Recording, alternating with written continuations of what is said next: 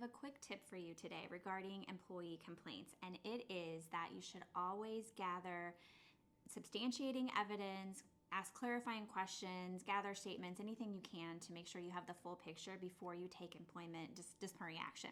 And here's why I say that. Let me give you a scenario. An employee comes to you and says that another employee is calling them baby and it makes them uncomfortable.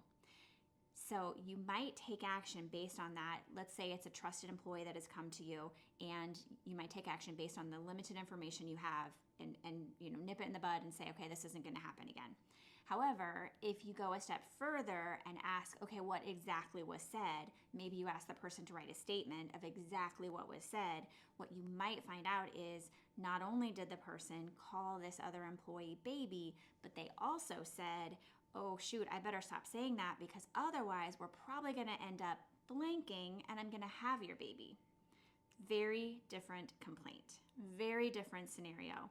One scenario might cause, a very subtle coaching or verbal redirect. The other one might probably should result in termination.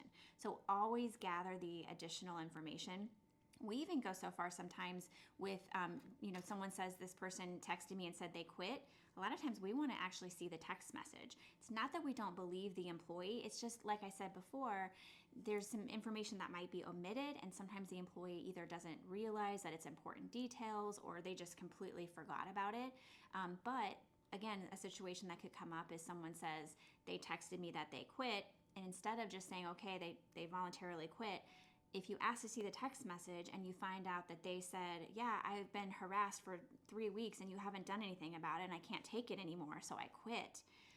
That's not really a quit. That would be a constructive discharge, and it's a whole thing. So always ask for the additional information so you have the full picture before you take disciplinary action.